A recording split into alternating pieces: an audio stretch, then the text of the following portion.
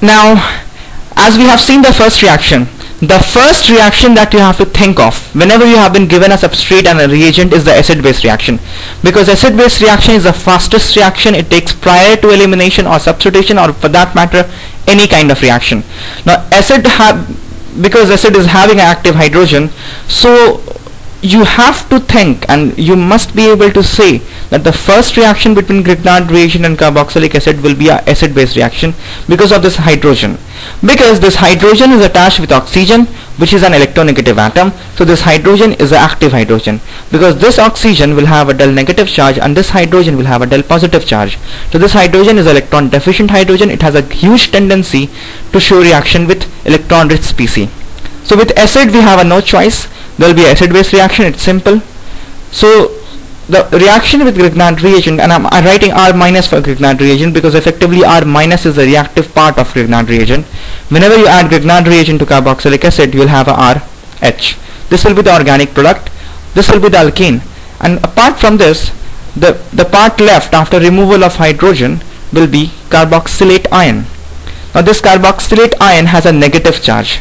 There will be an ongoing resonance in this. You can draw the resonating structure. So there will be negative charge dispersed in the molecule on two atoms. Now this is an anion. It is having a negative charge. Grignard reagent is also having a negative charge, so there will be no reaction between these two because both are electron rich. Look, inorganic or any other reaction for that matter is nothing but electronic exchange. In each step you will observe that there is electron transfer from electron rich to electron deficient species. That's what reaction is. Now this is also electron rich and Grignard reagent is also electron rich, so we don't expect any reaction between them. So the reaction will stop. Carboxylate ion is not going to show any reaction with Grignard reagent. So this acid will react with one molecule of Grignard reagent, and technically we say one equivalent of carboxylic acid reacts with one equivalent of Grignard reagent, and via acid-base reaction it forms RH. It forms an alkane having same number of carbon as that is in Grignard reagent, R part of Grignard reagent. So with acid we have an acid-base reaction. And now let's look at the reaction with acid derivatives.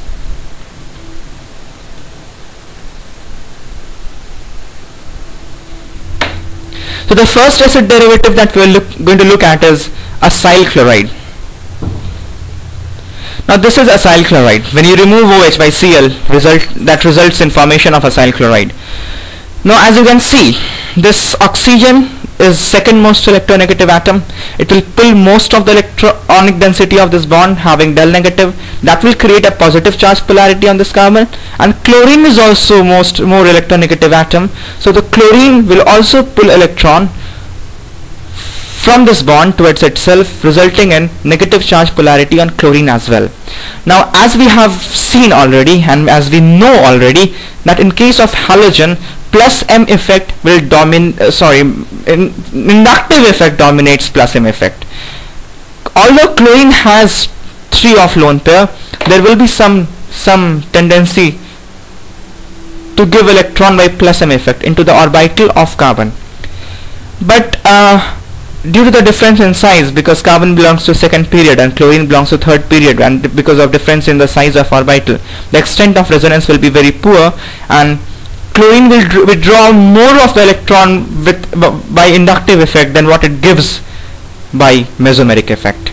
This we already know, and we have seen this in resonance. So chlorine will overall extract electron from this bond, resulting in negative charge polarity on chlorine. So here we have 2 of the atoms rigorously pulling electrons from this carbon, and that will make this poor carbon electron deficient. And this will ask for electron to some other outer source which is rich in electronic density, and here we have Grignard reagent, very rich, very unstable.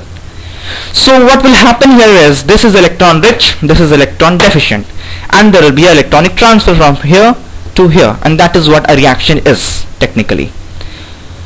So electron will start getting transferred from this orbital to the orbital of this atom, but when this happens, carbon have to break one of the bond, and generally pi bond gets broken. So one of the pi bond from here will be broken, and the electronic density of the pi bond will go to the orbital of oxygen, and here R minus will come and attack this carbon. When we say attack, that means it is attacking through electronic gun. That means it is putting its electron into the orbital of carbon.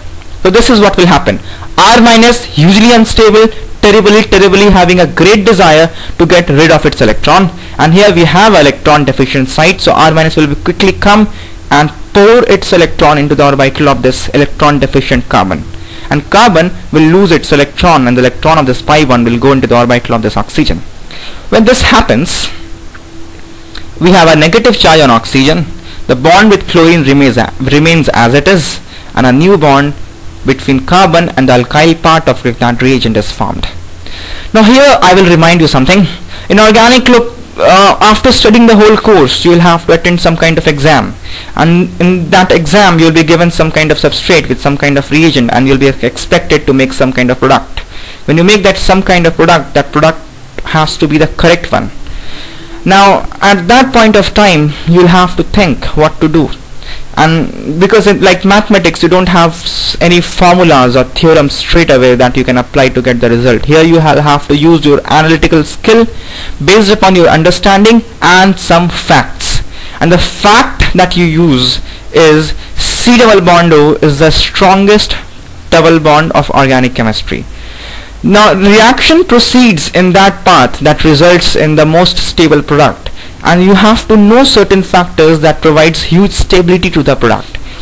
Like one of the factors we have already seen is aromaticity. Aromaticity provides tremendous amount of stability.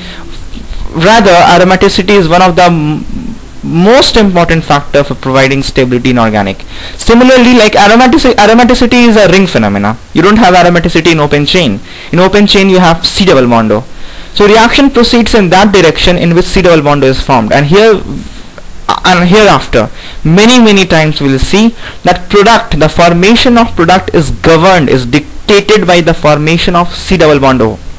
You will always have to be very cautious and vigilant that you don't have to break C double bond O if there is any other option available, and whenever you have an option to form C double bond O, you will always form C double bond O. We will see multiple situations when whatever we are discussing now, that will apply. Now to bring your attention to this intermediate, here we have broken C double bond O, a very stable bond. We have broken this because that was the call, because that was the requirement, because I had negative charge on Grignard reagent on carbon because that was not stable. Now my charge is on oxygen, so although I have broken C double bond O, at the same time I have removed the charge on carbon, an atom which was not potent to hold negative charge. So I have stability gained. I have stabilized the system overall. If you look at this C double bond O and this R minus whole as a system, finally the charge has been removed from carbon, it has come to oxygen. So as a whole my system has been stabilized. Now once the carbon has been gone off R, I'll have a kind of desire that my C double bond O must be regenerated. Always, whenever there's a scope, I will regenerate my C double bond O. So what I'll do is, or what molecule does is, there's electronic pressure of oxygen into the orbital of carbon. Look, we write symbols like this, but we must have understanding that this dash representing negative charge is a pair of electron, and that resides in an orbital which is in oxygen like this, and in a carbon also you have an orbital like this, and this electronic transition from this orbital to this orbital. Electron want to move from this orbital to this orbital because of wave nature of electron. So there's a kind of electronic pressure from this orbital to this orbital. But since this carbon is already making 4 bond, it cannot make one more bond with oxygen because carbon cannot be pentavalent. So if at all this carbon has to make a bond, or a bond has to be formed between these two orbitals, one of the prior bond has to be broken, because carbon cannot expand its valency. So if carbon at all has to make one new bond, it has to break one bond that it is priorly making. So the bond that will break should be such that whatever is generated out of breaking that bond is a stable system. If unstable thing is created when we break that bond will not be broken. And here we have chlorine. If we break this bond, as this electron is coming in to form pi bond, we will have Cl minus. Breaking bond, that means both the electron of this carbon, of this bond, will go to chlorine, and chlorine will have one outer electron. There are two electrons here. One electron is of chlorine, the other electron is of carbon. Where chlorine goes away, it takes both the electron of this bond. So one of the electron is of carbon, that means one of the electron will be from the outer source for this chlorine, and for this electron the proton in nucleus will not increase to counterbalance the charge. So Cl minus will be removed from here as chlorine will be removed from here as Cl minus. That will create a plus charge on carbon, and the C plus and O minus will form a bond. So what this will result in is formation of my dear or our dear C double bond O. So we are happy, and what is removed off is Cl minus, that is stable, so there is not a problem here. So whenever you have a situation like this and you have a good leaving group, then always that leaving group leaves to facilitate the formation of the most stable double bond in organic chemistry. This step is crucial, and this step will come again and again in the entire syllabus, so you have to clinch with this step what is happening here. Leaving group is leaving to make way for the formation of a very strong double bond. So it will leave in respect of this double bond. That will happen many times hereafter in the syllabus. So we have a formation of C double bond O, we are happy. But the problem is, the moment Grignard reagent looks at this ketone, Grignard reagent will come and attack it again.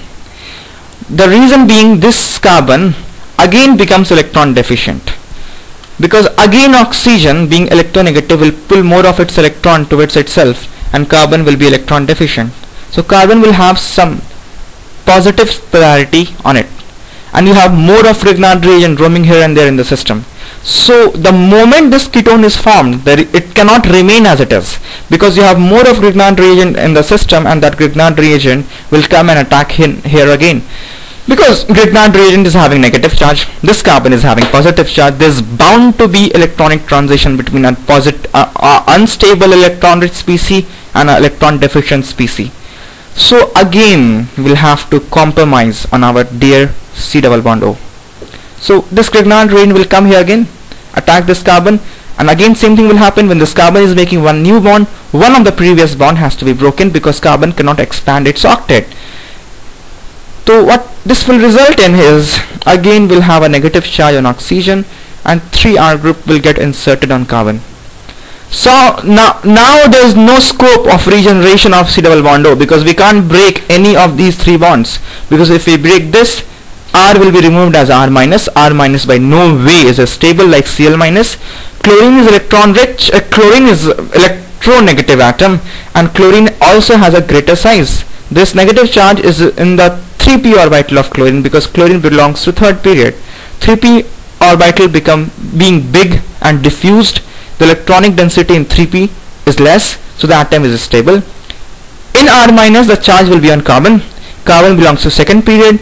It will have 2p orbital. 2p orbital being smaller in size will have greater electronic density, making carbon unstable, and also the electronegativity of carbon is less. So R minus is not a leaving group. This R minus, none of them will leave. So there is no scope of regeneration of C double bond O. Reaction will stop at this stage. And again at the last, when we add S plus from outer source, this will be neutralized and will have a 3-degree alcohol. So the bottom line is, when acyl chloride reacts with Grignard reagent, the first equivalent of Grignard reagent comes and attack here. It forms an unstable intermediate. Chlorine, being a good leaving group, leaves the substrate, facilitating the formation of ketone. When this ketone is formed, Grignard reagent comes in again and attack for the second time. It leads the substrate to a 3-degree alkoxide ion, which will become alcohol on subsequent protonation of the system. So acyl chloride will result in 3-degree alcohol. That's one thing. Acyl chloride will consume 2 equivalent of Grignard reagent. That's second thing. So these two things you have to commit to yourself. These things will be used later on in the course.